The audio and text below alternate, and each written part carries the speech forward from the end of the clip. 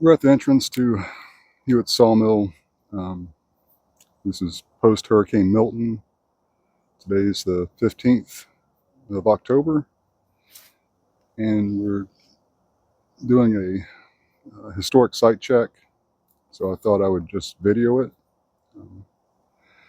We had got the site cleaned up from 2 hurricanes ago,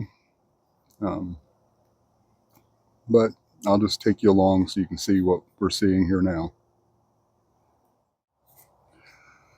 What you see off to my right looks like a big limb that's hanging there. It's a good example of when we talk about widowmakers. That's actually a tree that's hung up there somewhere, and a good wind, that's going to come down. The problem is you don't know when that wind's going to come. This is the new development out here, so it's just a big wind tunnel, and that could fall on you. So that's why we say be careful going out in the woods, or don't,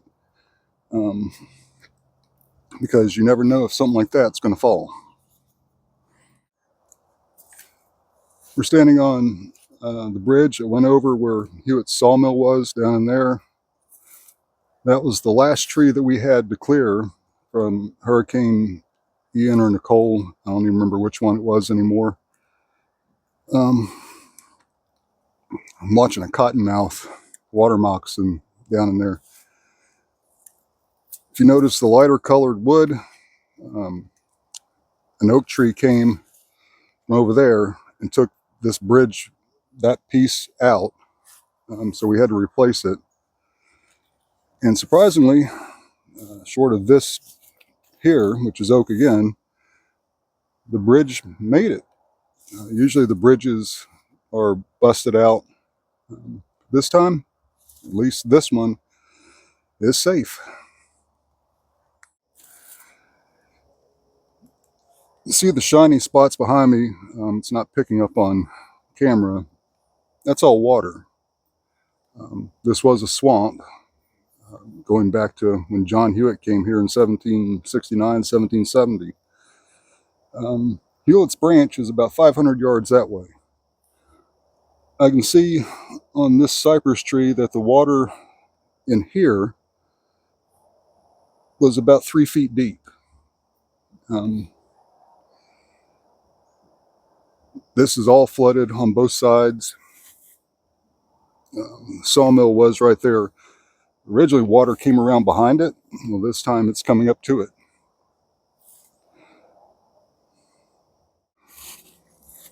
This is the bridge that goes over Hewlett's Branch. Had one railing left to fix on it, and it looks like that's still about where it is.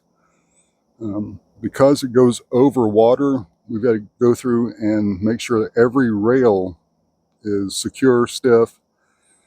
The bridge is a mess.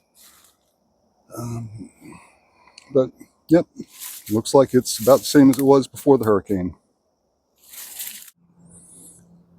We're on the west side of the loop now. I don't know if you can hear it, but a branch just fell out there.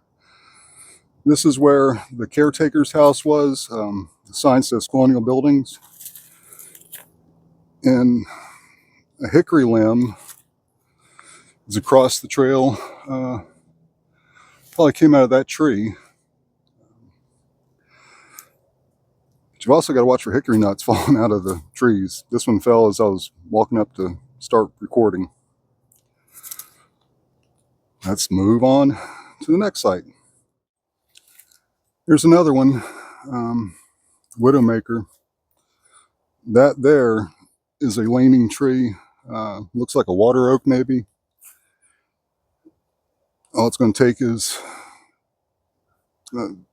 wind, weight, something for it to come down.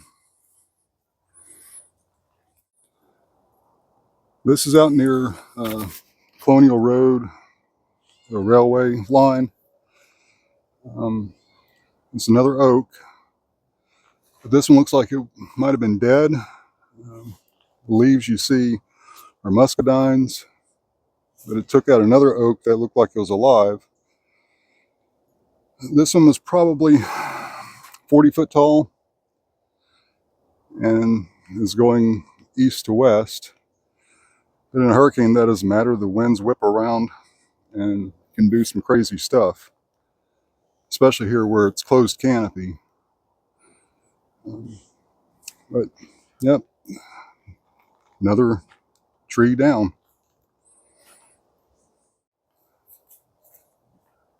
Here we are at the end of Hewitt's Loop. And so we call this, it's possible this was part of the original King's Road. Big limb behind me. But that is at least 3 trees. I know one's an oak, but we'll see on the other side of this what it looks like.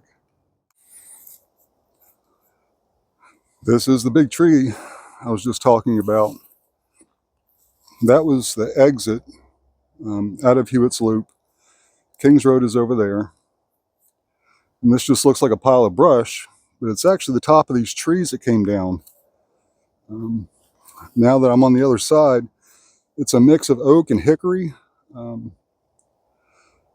Both still have leaves on them.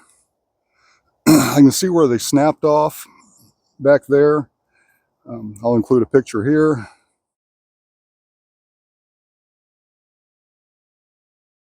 And hurricane took them down. It's not always dead trees that fall. This was a live, not a live oak, but a live oak tree and hickory tree. At least one. I saw 2 broken trees back there, but it's so thick with deadfall now that I can't get into them. But this is the condition out here. The mosquitoes are starting to pick up. So effectively, as much as we tried to upkeep this place, Florida had its own ideas. This is the problems with having an outdoor historic site that you want to make into a park. I just saw that Daniel Boone Park up in North Carolina is wiped out.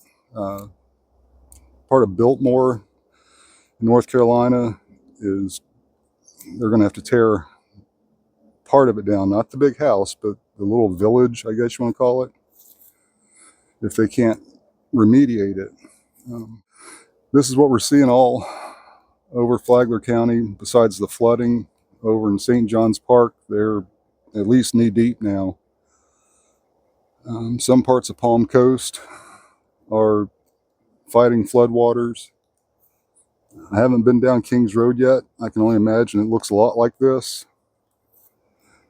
But I just wanted to give you an update and let you know that we are trying to document what's going on with these historic sites. It's a mess. Could always be worse, but it's a mess. This is PZ, Kings Road Historic District, and Flagler County Historic Society.